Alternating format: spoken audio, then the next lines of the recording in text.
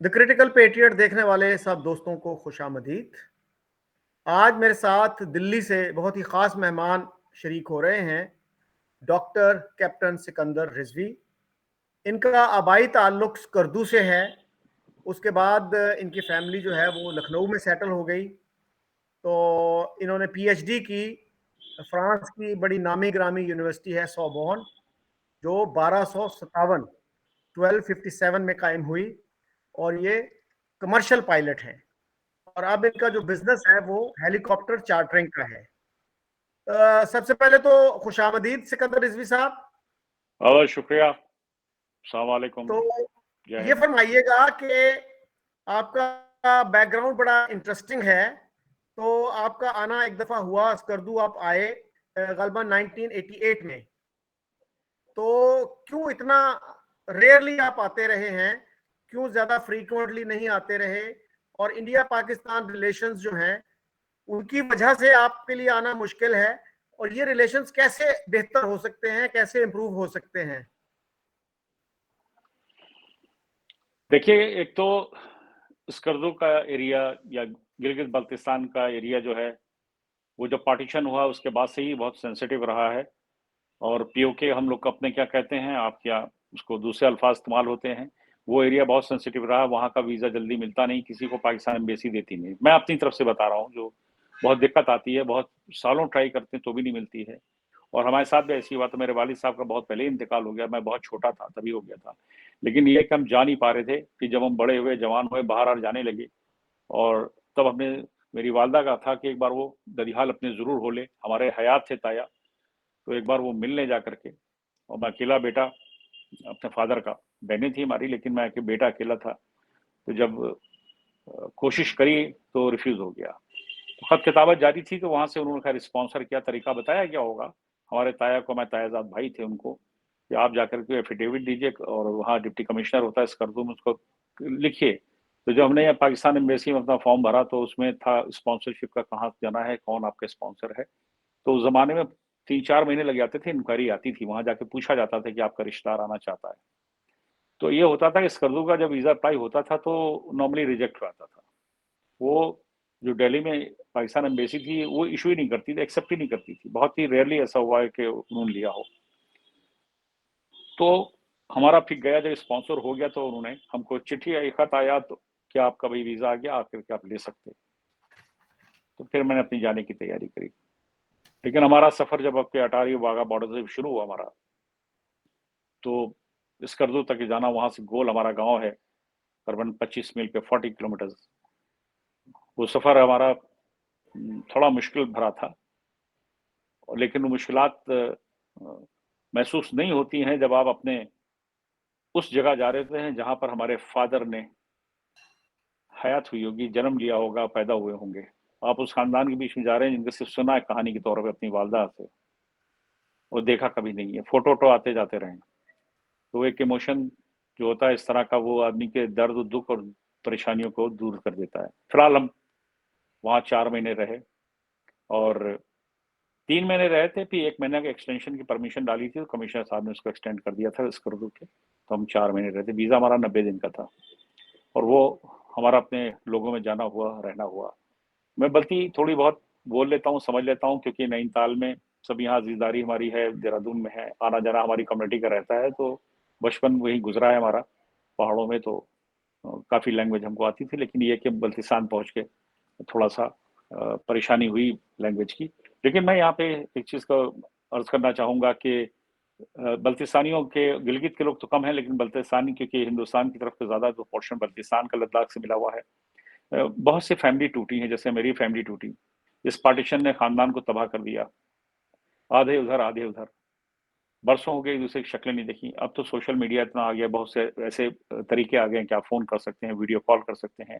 लेकिन सोचिए कि 47 के बाद 50 या 60 70 तक के कुछ भी नहीं था, 80 तक के कुछ भी नहीं था। सड़कें तक की नहीं बनी हुई थी, तो आना जाने के कोई वो भी नहीं था, रास्ते नहीं थे।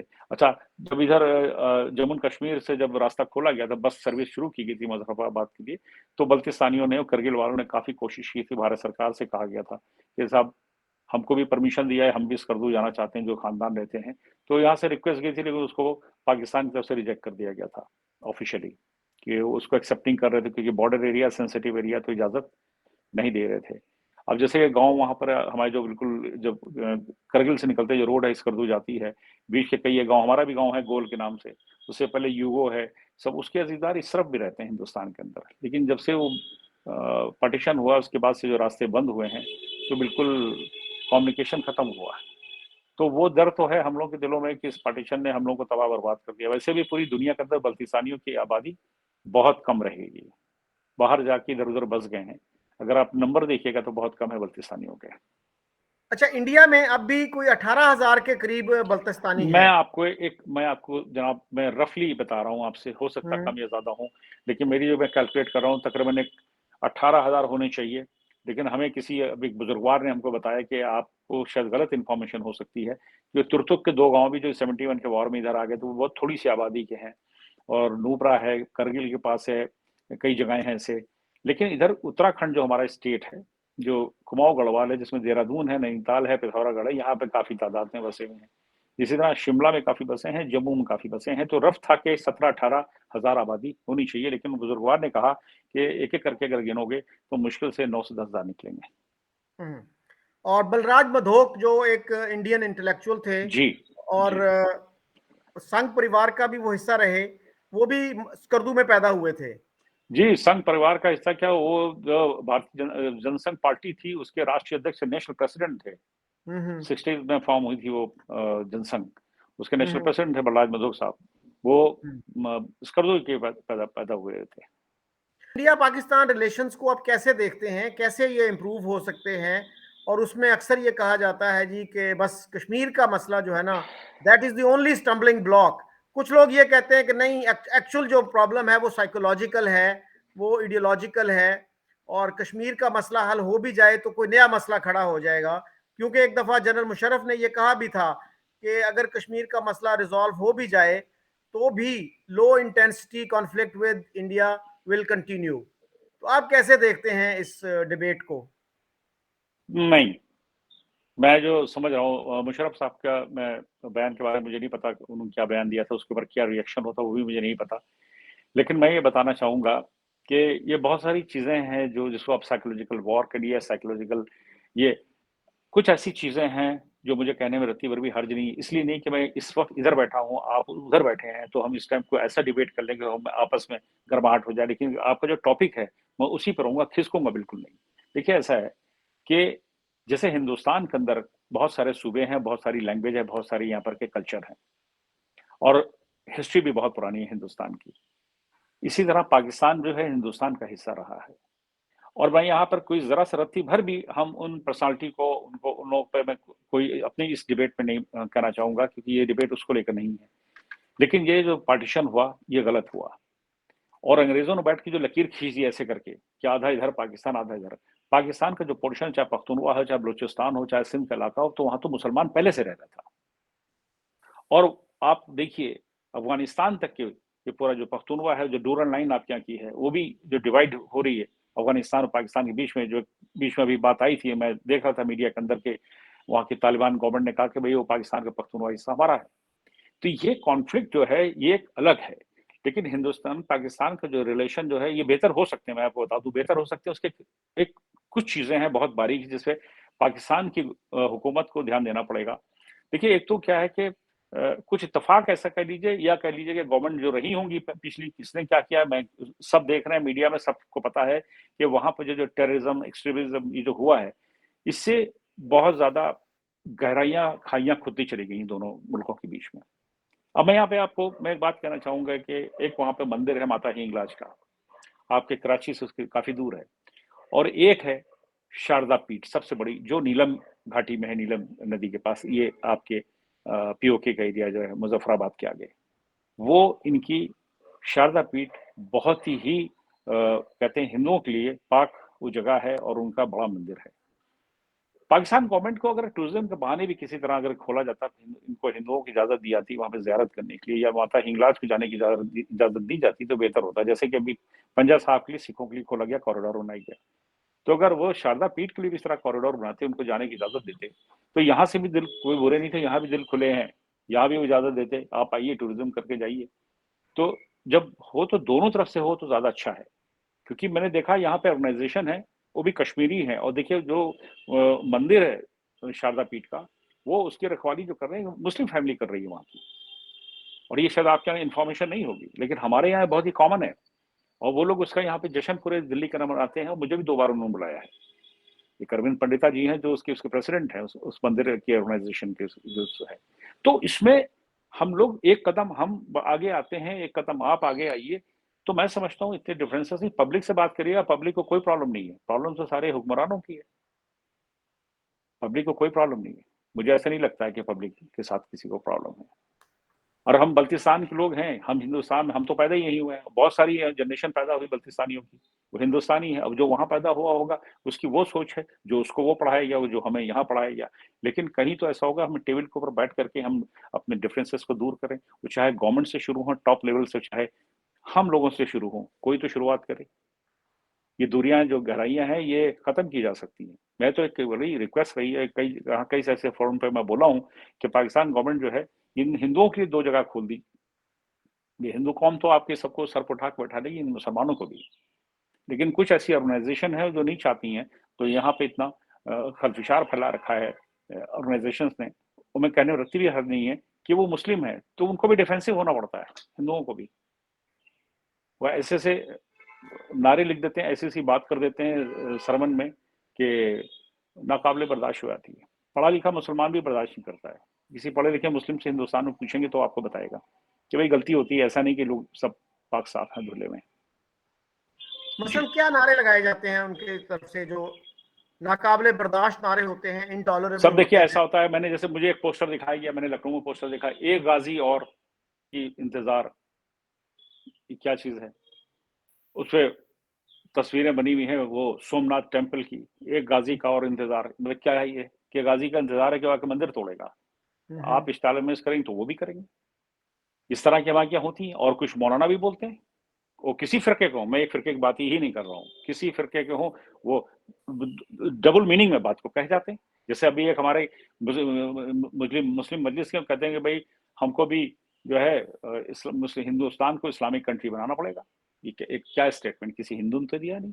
ये 3 दिन पहले की बात है, आपने भी देखा होगा मीडिया पे आया, हम भी इस्लामिक स्टेट बनाएंगे हिंदुस्तान को। ये क्या है? आइसिस जिस वक्त बगदादी जुल्म ढा रहा था सीरिया के अंदर, पूरी दुनिया देख रही थी, और क्या उसने हाल कर रखा था वहां के लोगों का, वहां की औरतों का, बच्चों का, किस तरह कत्लेआम किया गया था, किस तरह उन्होंने बुरा हाल किया था। वो सब मरने वाले भी मुसलमान थे, मारने वाले भी मुसलमान थे, और अल्लाह अकबर कह कह के उन्होंने कत्ल किया, उनको मारा है। हाँ, उसमें कुछ गोरे भी कत्ल किए गए। तो हमारे लखनऊ का एक इदारा है, तो उन्होंने उसकी वाहवाही की थी, वो बात अलग। बाद में उस लेटर को विड्रॉ कर लिया। लखनऊ का इदारा है, उस इदारे ने, मुस्लिम इदारा है, कि साहब बगदादी बहुत अच्छा काम कर रहे हैं, जिहादी काम कर रहे हैं, इस्लाम का काम कर रहे हैं। बाद में उनको महसूस हुआ कि हम गलती कर बैठे, तो उसको उन्होंने वापस लिया।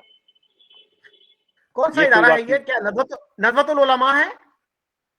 जी सॉरी, नदवतुल उलमा है, ये कौन सा इदारा जी है? जी जी जी जी नदवे के थे जी, उनका बयान आया था, वो तो ऑफिशियल बयान था उनका, फिर उन्होंने विड्रॉ किया उसको, वो समझ गया गलती हो गई।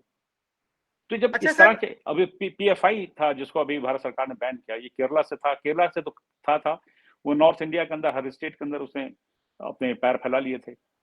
वो नौजवानों को रेडिकलाइज कर रहा था, मुस्लिम नौजवानों को। वो कहता नहीं कि सरकारी नौकरी करो, उनका प्रोपेगेंडा देखिए। वो पूरे हिंदुस्तान के मुसलमानों को, खासकर यूथ को रेडिकलाइज कर रहे थे अगेंस्ट हिंदू। कौन इसको सी कोई नहीं कहता ऑर्गेनाइजेशन है। है वो? PFI, people front of India, जिसको बैन किया भारत सरकार ने। अभी तो बैन किया, हार्डली 1.5 महीने पहले की बात, 2 महीना हो रहा है। अच्छा, नूपुर शर्मा की जब कंट्रोवर्सी आई, उसके बाद जी एक टेलर को जो है उसका गला काटा गया, और जी, उसके बाद जो है मुख्तलिफ शहरों में जुलूस निकले कि सर तन से जुदा, सर तन से जुदा। ये मुसलमान कर रहे थे सर। ये क्या था मतलब? सर एक ये तरफ तो हमें ये मुसलमान, बताया जाता है कि इंडिया जी के मुसलमान बहुत मजलूम हैं, उन पे बहुत मैं जुल्म आपसे बता रहा हूँ, ढाया जा रहा है।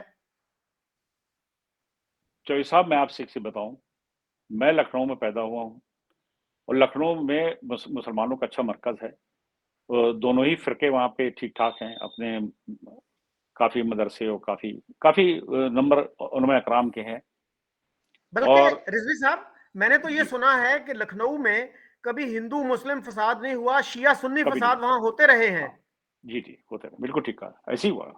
और आप सुन के हैरान रहेंगे, लखनऊ के अंदर कुछ ऐसी कंपनीज़ हैं, कुछ ऐसे इदारे हैं, कुछ ऐसे बिज़नेस हैं, जो 3-4 जनरेशन से हिंदू मुसलमान मिलके पार्टनर हैं।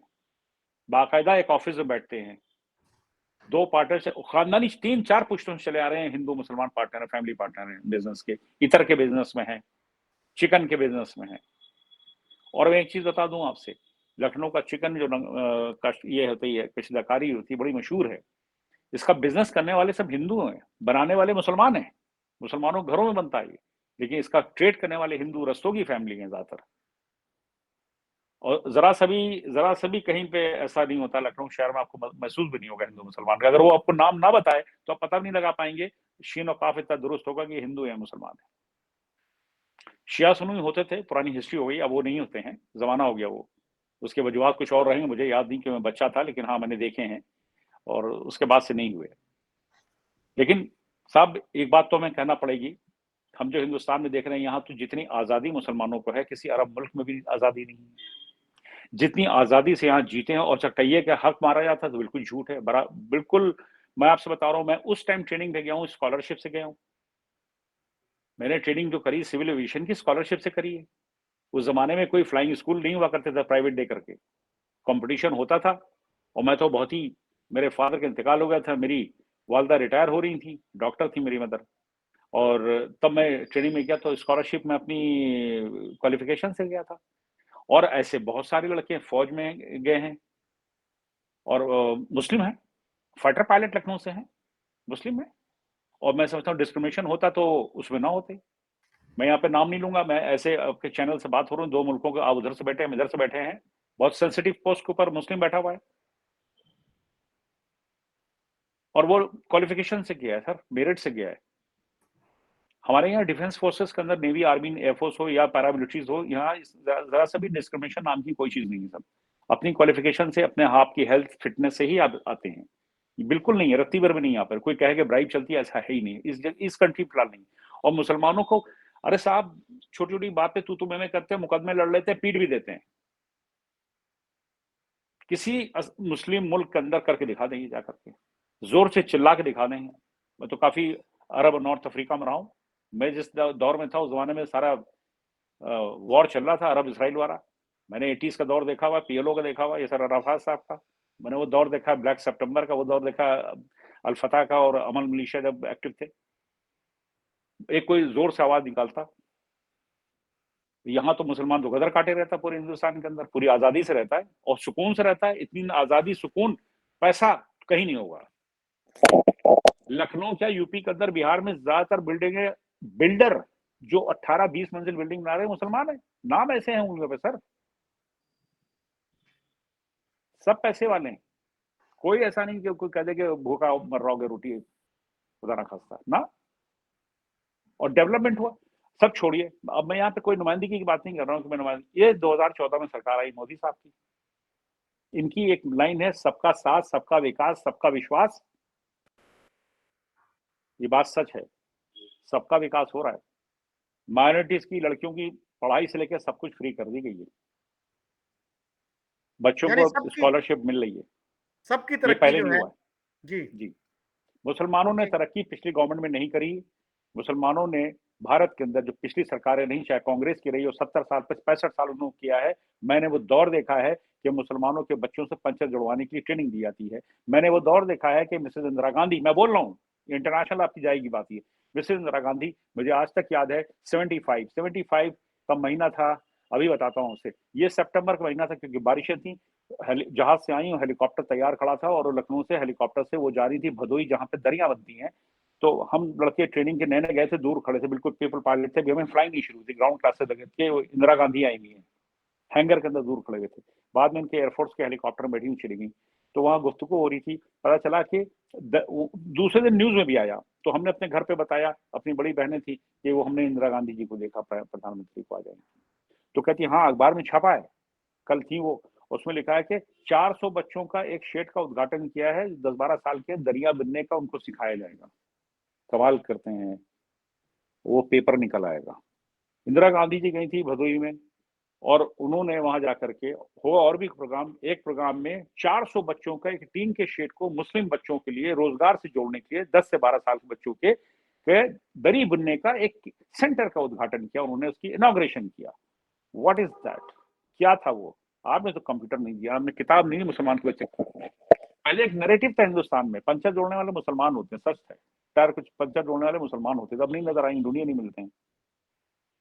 और हुआ क्या, हमने जब वो दौर देखा तो यहाँ नैरेटिव एक हुआ करता था उस सरकार के दौर में, किसी भी मुसलमान से बहस होती, कहती है पाकिस्तानी, बता गाली हमारे हमको किसी ने कहते पाकिस्तानी, मतलब मुसलमान को पाकिस्तानी कहते थे।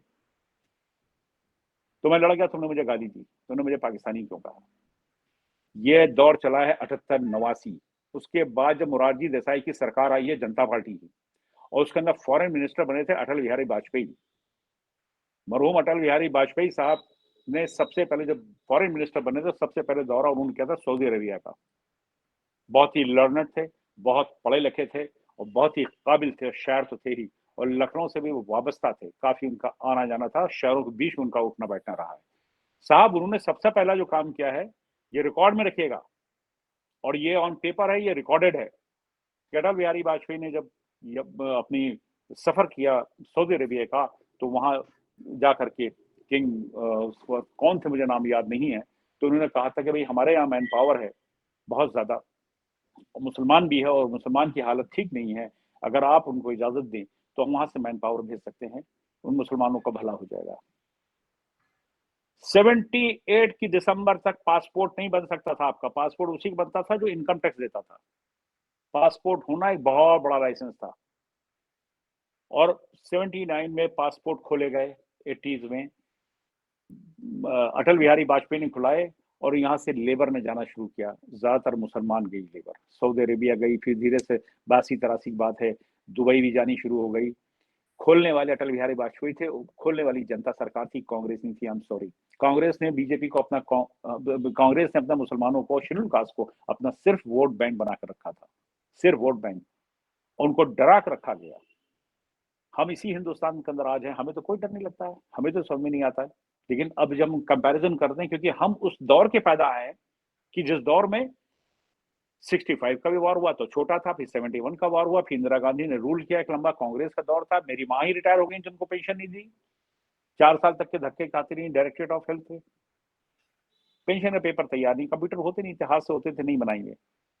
मुसलमान का नहीं बनेगा, बाकी सबका बनेगा। वो डिफरेंसेस मैंने देखे अपनी एकेडमी में जब मैं ट्रेनिंग कर रहा था, मुझे सर्टेन क्रॉस कंट्री फ्लाइंग पे नहीं भेजा जाता था, और आज हमारे चीफ फ्लाइंग इंस्ट्रक्टर एक रिटायर होकर आ गए हैं, कमांडर बीडी गुप्ता, मैं नाम लेना चाहूंगा, वो जरूर सुनेंगे वीडियो, कैप्टन बीडी गुप्ता। मेरी एक फोर्स लैंडिंग हो गई थी, एक पीपल पायलट, एक छोटा पायलट जिसकी मुश्किल 50 घंटे फ्लाइंग हो, खेत में उतर जाए, सही सलामत बच गया, आज तक के याद है, 77 की बात है, 18 फरवरी की, लखनऊ पास काकोरी जगह, वहां पे आबादी मुसलमानों की थी, मुझे 12 घंटे रोक के रखा गया था, पाकिस्तानी जासूस, एक बच्चा पाकिस्तानी जासूस था, 17 साल का लड़का, ये उस गवर्नमेंट में होता था, परेशान किया गया। बाद में मेरी अच्छा। जब इंक्वायरी हुई तो मुझे मेरी रिज्यूम कर दी गई फ्लाइंग, वो कैप्टन बीडी गुप्ता साहब टाटा चले गए, तो वो हमारे चीफ फ्लाइंग इंस्ट्रक्टर थे तब, अभी लखनऊ में रह रहे हैं वो, मैं उनसे मिलने जाता हूँ, अब वो हंसते हैं। एक बच्चों के लिए मतलब एक नैरेटिव था कि मुसलमान मिल गया, ये पाकिस्तानी जासूस है, ये खत्म किया है अटल बिहारी वाजपेयी ने आने के बाद, खत्म किया उन सरकारों ने जो उसके बाद आई, फिर राजीव गांधी दौर बदल गया, इंदिरा गांधी बात, तो वो आपको सब पता है, उसको दोहराने की जरूरत नहीं। लेकिन जो मेरे ऊपर आप बीती थी हिंदुस्तान में उस गवर्नमेंट की, वो मैंने देखी, क्योंकि चिड़ सबसे ज्यादा ये थी कि जो पाकिस्तान का विभाजन हुआ है, ये हिंदुस्तान का, पाकिस्तान अलग चला गया, तो मुसलमान क्या कर रहा है? वैसे बाबा भीमराव अम्बेडकर ने तो संविधान तो उन्होंने लिखा था भारत का, और उन्होंने जब पाकिस्तान की डिमांड हो रही थी उस वक्त, और तो उन्होंने कहा था भी मुसलमान को सारों को चला जाना चाहिए, हिंदुस्तान में मुसलमान दिखना नहीं चाहिए, जब मजहब के नाम पे डिवाइड हो रहा कंट्री। लेकिन मैंने तो जब स्टडी करी है, तो साहब मैं यहाँ पे कहना चाहूंगा, पाकिस्तान का विभाजन, ये कहिए हिंदुस्तान का जो बंटवारा हुआ पाकिस्तान का, ये बहुत बड़ा एक लैंड स्कैम था, और इसमें साजिश में शामिल थे सारे महाराजा राजा, जो मुस्लिम स्टेट हुआ करती, चाहे जूनागढ़ की हो, चाहे लखनऊ की आसपास की जितनी 5-7 स्टेट है मुसलमानों की हो, सब में जाके वहां रियासतों को बराबर जमीन ले ली, यहाँ भी नहीं छोड़ी, वहां भी है यहाँ भी है, वहां छोटे भाई को भेज दिया या बेटे को भेज दिया, खुद यहाँ रह गया, या बाप को वहां भेज दिया, बेटा यहाँ रह गया, सारे राजाओं ने किया। जो आपके यहाँ चौधरी बने बैठे हैं वो आपके यहाँ सेनेटर बनकर आते हैं, अब जरा उनका पीछे रिकॉर्ड देखिए क्या थे। उन्होंने यहाँ भी नहीं छोड़ा, उसके बदले में वहां जाकर के छोटे भाई को भेज दिया या लड़के को भेज दिया, वहां रियासत ले ली। पाकिस्तान मुस्लिम लीग के जो पहले प्रेसिडेंट थे चौधरी खलीकुज़मान, वो तो आपके लखनऊ के ही थे। बहुत सारे लखनऊ के, और लखनऊ के बहुत कुछ सारे अरसा हैं। आपको पता है कि वो कुछ अरसा वो इंडियन पार्लियामेंट के मेंबर भी रहे और पंडित नेहरू ने उनको बहुत रिस्पेक्ट दी। उनको खास तौर पर जो आज़ादी के बाद पहला सेशन हुआ उसमें उनको अपॉर्चुनिटी दी गई पार्लियामेंट के इजलास को खिताब करने की, लेकिन वो फिर जल्दी ही पाकिस्तान चले गए क्योंकि जिन्ना साहब उनकी पॉलिसी से खुश नहीं थे। वो जो है इस चीज़ से एग्री नहीं करते थे कि ये जो फसादात हो रहे हैं इनमें इंडियन गवर्नमेंट इन्वॉल्व है। गवर्नमेंट ऑफ पाकिस्तान का मौकफ ये था कि जी ये फसादात हो रहे हैं, इंडियन गवर्नमेंट जो है वो उनको कंट्रोल नहीं कर रही। तो उस पे खलीकुज़मान ने डिसएग्री किया, चूंकि वो जानते थे उनके मिनिस्टर्स को भी, गवर्नमेंट के लोगों को भी। तो उस पे फिर वो नाराज होकर पाकिस्तान चले गए थे और उन्होंने जिन्ना साहब को कहा कि अच्छा अब आप अपने एतमाद का बंदा जो है ना वो मेरी जगह पे आप अपॉइंट कर दीजिए, मैं तो आपका एतमाद खो चुका हूं। अच्छा सर, ये बताइएगा कि एक दफा नरेंद्र मोदी जी ने कहा था कि मैं चाहता हूं कि मुसलमानों के एक हाथ में कुरान हो, एक में कंप्यूटर हो, तो उस पे किस हद तक अमल हुआ?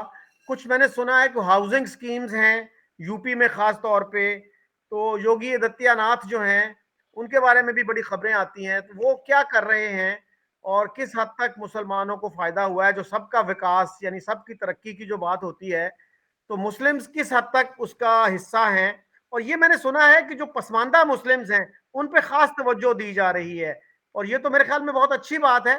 जी, मैं आपने सवाल बहुत अच्छा किया जो साहब।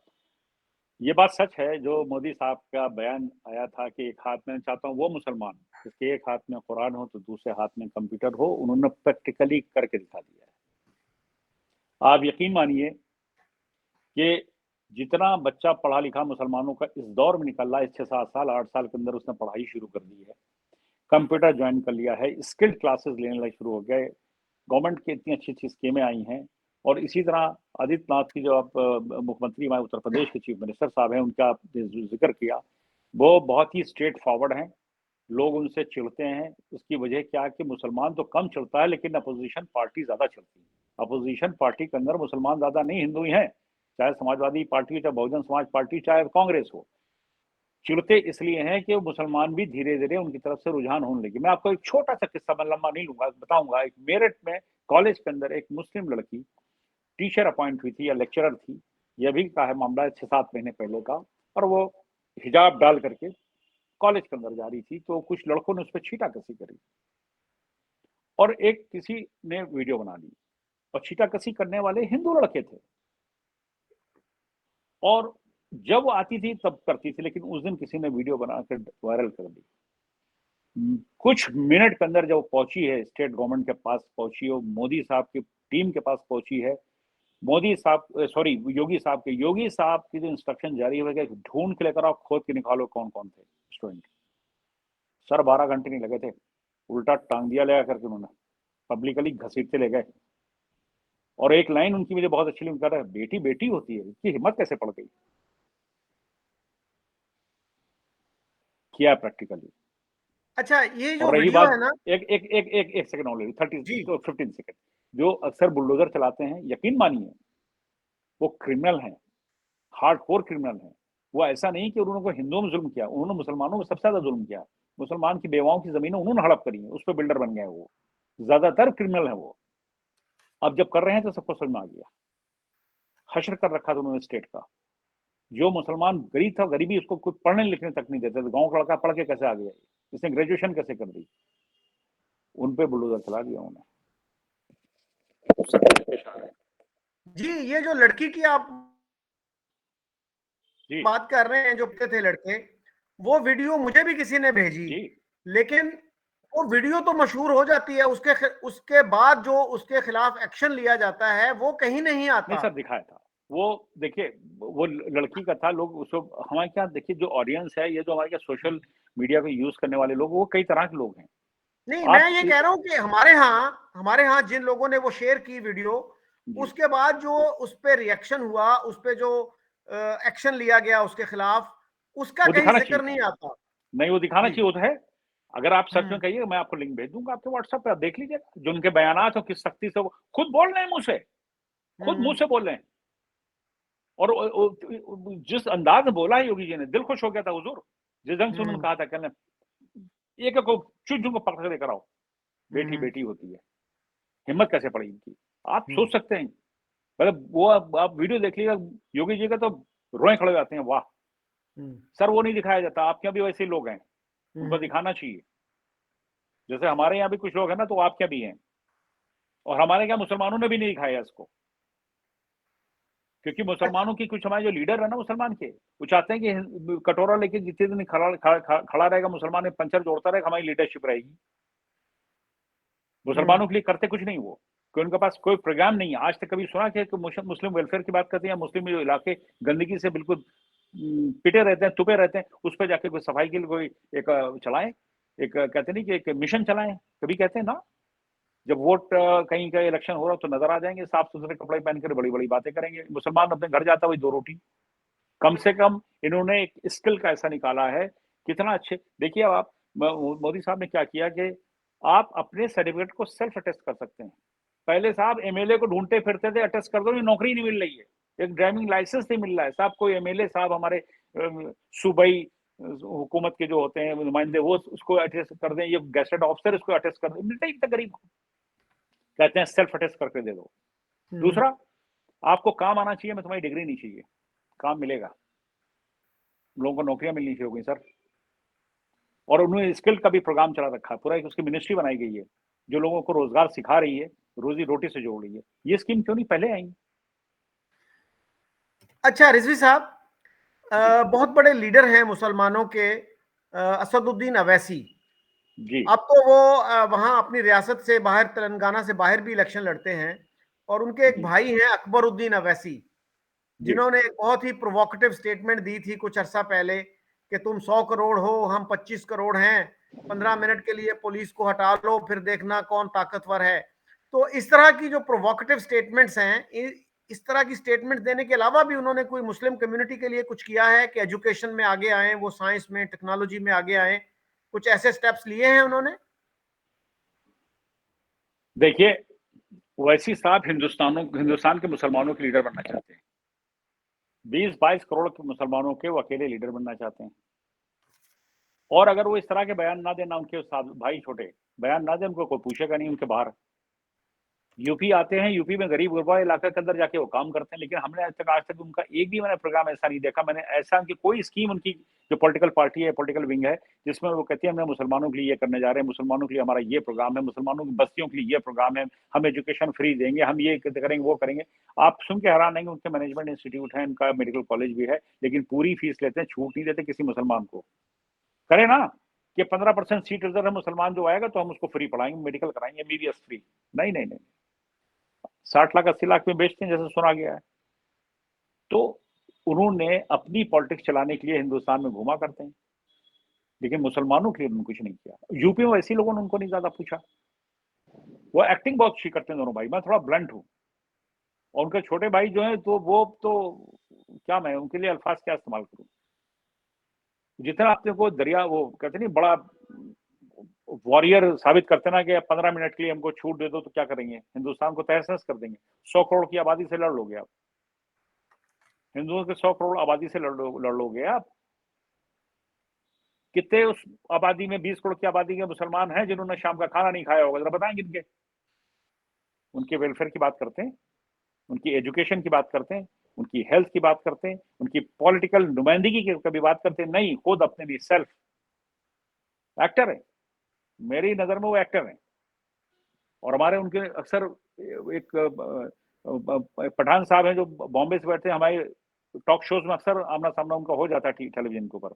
वो भी इसी तरह के बयान देते रहते हैं, गर्मा गर्मी में स्टाइल हमें बातें करते हैं, मुल्क के लिए कोई कंक्रीट बात नहीं करते हैं। ये आपने मुसलमानों के लिए कर लो ना, मुल्क छोड़ दो आप, मुसलमानों के लिए कर लो, नहीं कोई प्रोग्राम उनके पास नहीं। एक्टिंग है, टोटल एक्टिंग है उनकी। अच्छा रिजवी साहब, 370 का पाकिस्तान में कहा जाता है जी कि जब तक 370 रीइंस्टेट नहीं होती, रिस्टोर नहीं होती, इंडिया के साथ कोई बात नहीं होगी। तो आपने इस पे काफी काम किया है, आप क्या कहते हैं इस बारे में? पहली बात, चाहे मैं कश्मीर के लीडर हूं, चाहे आप यहाँ के लीडर हूं, पहले उसको जान लें 370 को और 35A को है क्या चीज। 370 और भी स्टेट में हमारे यहाँ है, लेकिन उसमें जो क्लॉज 35A जो एड ऑन किया गया था, वो शेख अब्दुल्ला साहब, जो मरूम शेख अब्दुल्ला साहब, जो फारूक अब्दुल्ला साहब के वालिद होते थे और जम्मू कश्मीर के पहले चीफ मिनिस्टर थे, उन्होंने जवाहरलाल नेहरू से कहा कि भाई जम्मू कश्मीर जो है एक स्टेट है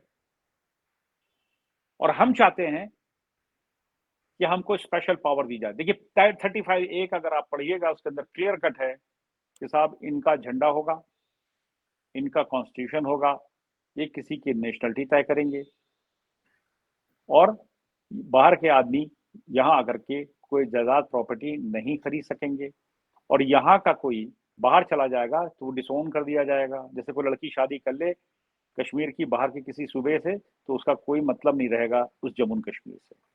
लेकिन ये सिर्फ 6 मंथ के लिए था सर, 6 मंथ के लिए था, 376 मंथ के लिए था, जो एक्सटेंड करते करते इतने साल हो गया। उसकी लीगल वैल्यू नहीं थी, शुरू में एक्सटेंड किया गया, उसके बाद कहीं पे एक्सटेंशन भी ऑफिशियल नहीं हुआ, ना तो पार्लियामेंट में पास हुआ, ना तो कहीं सुप्रीम कोर्ट से आया, ना कि प्रेसिडेंट साहब ने कहीं पे अलाउड किया। वो इलीगल था जो चला रहा था, उस पर हमने लड़ाई लड़ी 370-35 से की। उसकी वजह क्या थी कि वहां पर पाकिस्तान से आ गए, रिश्तेदार का वीजा लगा करके कश्मीरी लड़की से शादी कर ली और वहां की चीफ मिनिस्टर ने उसको हिंदुस्तान की नेशनलिटी दे दी। आप कौन होते हो नेशनलिटी देने वाले? दूसरी चीज, आपका वहां पर संविधान, आपका वहां पर जो है कॉन्स्टिट्यूशन चलेगा, आप सजा दोगे, आप ही की कोर्ट चलेगी, कैसे हो सकता है जबकि सूबा हमारा था। जब इंस्ट्रूमेंट साइन हुआ था महाराजा हरि सिंह के, लॉर्ड माउंटबेटन और इंडियन गवर्नमेंट में 26 अक्टूबर 1947 को, तो उसमें क्लियर कट है, उस मैंडेट के अंदर आया है, उसकी कॉपी ओरिजिनल अभी भारत सरकार को 19 में मिली है, 12 अप्रैल 19 को ब्रिटिश गवर्नमेंट ने हैंड ओवर करी है, जिसमें क्लियर कट है गिलगित बल्तिस्तान, जम्मू कश्मीर, लद्दाख रीजन जो है ये महाराजा हरि सिंह की वजारत है, जो भारत के साथ हम मिला रहे हैं। उसमें तीनों पार्टी सिग्नेचर हुए थे, ट्राई पार्टी एक इंस्ट्रूमेंट साइन हुआ था 26 अक्टूबर 1947 को। और ये जो 370-35 है, ये आजादी के बाद की, और 35 तो 92 की है, 52 की है। वो तो शेख अब्दुल्ला साहब ने जवाहरलाल नेहरू से कहते, तो हम लोग जा रहे हैं पाकिस्तान के साथ, जरा ब्लैकमेल किया था। और जवाहरलाल नेहरू साहब थोड़ा सा सॉफ्ट कॉर्नर रखते थे कश्मीरी, क्योंकि इनकी भी बैकग्राउंड कश्मीर से थी, कश्मीरी ही पंडित थे। शेख अब्दुल्ला साहब की बात को उन्होंने मान लिया, और बाबू राजेंद्र प्रसाद उस जमाने में प्रेसिडेंट हुआ करते, रात के 11 बजे लेके गए A4 साइज के पेपर पीले रंग का, जो हमारे संविधान में चिपकाया गया है, एड ऑन किया गया है 370 के बाद, काफी 22-23 पेज के बाद वो चिपकाया गया है। 12 बजे रात में जाके साइन कराए थे। शेख अब्दुल्ला तुम जो थे ब्लैकमेल कर रहे थे जवाहरलाल नेहरू को, और जाके और मना कर रहे थे। बाबू Rajendra Prasad president of India उस जमाने के, उन्होंने मना किया था कि ये गलत हो रहा है, कहने साहब करिए नहीं तो कश्मीर जा रहा है। 335 लागू हो गई, A35A, सॉरी 335A, 370 थी, 335A जब लागू हुई तो इनको पावर मिल गई। और हटने की तो बात छोड़ दीजिए, वो भारत का हिस्सा है, पाकिस्तान का हिस्सा नहीं है, तो 370 होगी तो डायलॉग होगी, डायलॉग हो ना हो उससे कोई फर्क नहीं पड़ता। लेकिन 35 से 370 तो इलीगल थी, वो भारत ने हटा दी, उसको तो पार्लियामेंट में लाने की जरूरत नहीं है, तो खाली प्रेसिडेंट का ऑर्डर हुआ है।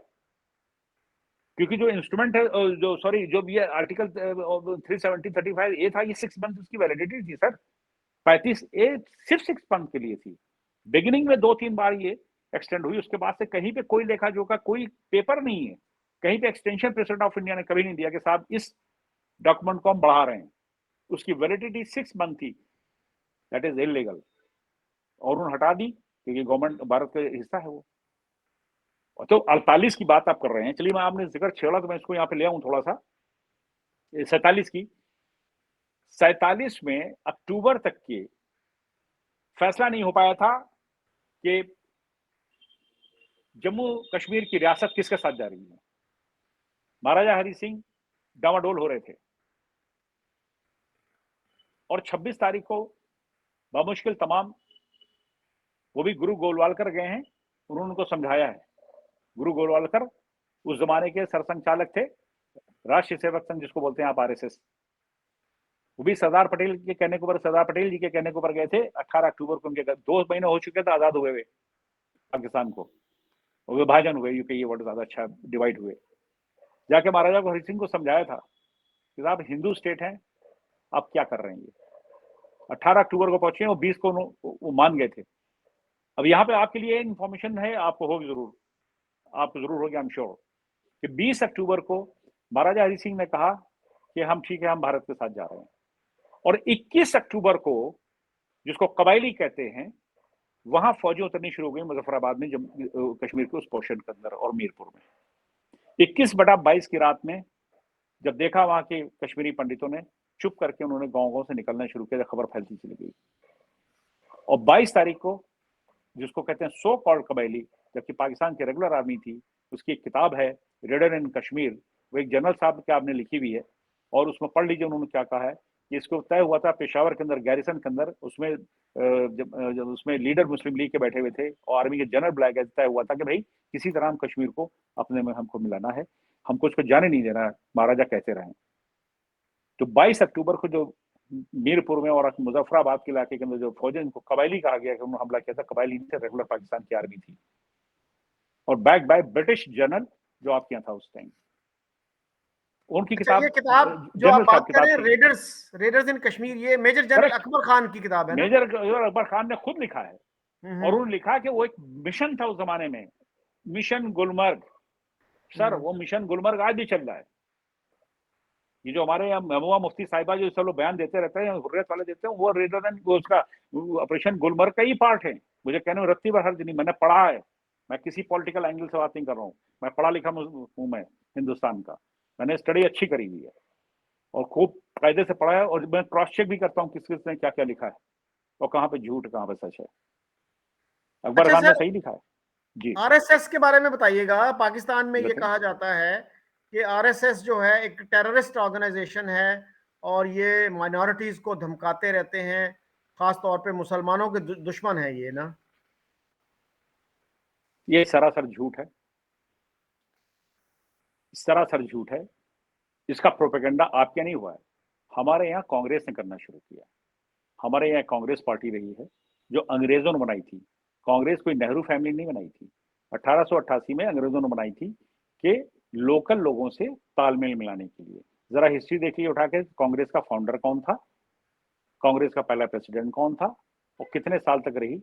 ये अंग्रेजों की एक चाल थी, और जब कांग्रेस की पार्टी बन गई, वही चलाते रहे। तो राष्ट्रीय सेवक संघ तो 19 हेडगेवार ने और गुरु गोपालकर ने बनाई थी, और जब 25, बनाई थी I think it was sir, 1925। और उस टाइम जो थे काला पानी काट करके रत्नागिरी में रह रहे थे वीर सावरकर जी। वीर सावरकर जी के मैं थोड़ा सा कहना चाहूंगा, वीर सावरकर को भी मुसलमानों से बहुत हेटेड दिया गया, बल्कि कांग्रेसी भी बहुत उनको हेट करते हैं। साहब, उन्होंने माफी मांगी, माफी कहीं पे है ही नहीं, रिकॉर्ड में माफी है। वो 10 साल उन्होंने कैद में काटे थे, 11 साल काटे थे उन्होंने काला पानी के अंदर। और अब उनकी किताब है the war of Indian independence, आप उसको पढ़ लीजिए, 1200 पेज की किताब, तो आपको अंदाजा हो जाएगा कि 300 पेज में क्या लिखा है। उन्होंने बहुत बैलेंस किया हुआ है और सच्चाई लिखी है। आर्काइव से रिकॉर्ड निकाल के, ब्रिटिश आर्काइव से रिकॉर्ड निकाल के, जो मिलिट्री के जो सोल्जर थे, ऑफिसर्स थे, कर्नल मेजर थे, जो जाके अपने रिपोर्ट करते थे, आर्काइव में रिकॉर्डेड था। 1857 का जो गदर था, जिसको कहते हैं गदर था, वो एक्चुअली फुल वॉर था, उस पर किताब है। और यहाँ के मुस्लिम राजाओं ने, जमींदारों ने कैसे अंग्रेजों से लड़ाई लड़ी है, चाहे बेगम हजरत महल हो, चाहे वो सईदुल्लाह सईद हो, सबके बारे में जिक्र किया है और लिखा कि ये महान योद्धा थे। वीर सावरकर ने लिखा, किताब छुपाई जाती है। ब्रिटिश गवर्नमेंट ने इसको बैन कर दिया, छपने से पहले बैन कर दिया था। ये 1909 में कंप्लीट हो गई थी किताब इनकी, और 1907 के अंदर ये जो थे, ये जो गदर हुआ था 1857 को, उसकी गोल्डन जुबली बना रहे थे इंडिया हाउस में, ब्रिटेन में बैरेट लॉ करने गए थे। इनका जो रूममेट था उसका नाम साजिद था। और आपने इतनी हेट्रेड पैदा करी, इसमें कांग्रेस का रोल रहा है, आरएसएस का। आप यकीन मानिएगा, मेरा सुबह शाम सबसे मिलना जुलना है। मुझे अभी उन्होंने अपने प्रोग्राम में बुला रखा था आरएसएस के, मैं जुलूस में उनके साथ था रामनवमी पे। भाई, वो उनके जश्न का था। जैसे हम लोग अपने ईद मिलाद के ऊपर बुला लें तो गैर मुसलमान को हम नहीं बुलाएंगे अगर आपका दोस्त है। बनाए कहीं पे क्या? फॉरेन एम्बेसी वाले कैसे आपके ईद के जश्न को मनाते हैं? अब तो इफ्तार भी तो करते हैं। हमको बुलाया था और मैं गया था, हमें तो कोई प्रॉब्लम नहीं लगी आज तक की। हमें तो ऐसा लगा नहीं कि मुसलमानों के खिलाफ हाँ वो डिफेंसिव जरूर होते हैं, क्योंकि इतना हेट पैदा कर दिया गया है कि पूछे मत। हेट्रेड पैदा करने की वजह क्या है? पॉलिटिकल है कि मुसलमान हमसे डर के जुड़ा रहे। इतना डर खौफ बना दिया है राष्ट्रीय सेवक संघ का, आरएसएस का, कि मुसलमान जो है हमारे साथ ऐसे जुड़ा रहे। आपने शायद मुलायम सिंह यादव का एक बयान नहीं सुना जब पार्लियामेंट में बोल रहे थे पिछले दफे सरकार की दोबारा इलेक्शन 19 का हो रहा है, उससे पहले कह रहे थे कि मैं चाहता हूं मोदी जी दोबारा प्रधानमंत्री बोले। वो तो मुसलमानों के लीडर हैं, उनकी पार्टी के अंदर ज्यादातर मुसलमान है पूरे उत्तर प्रदेश के।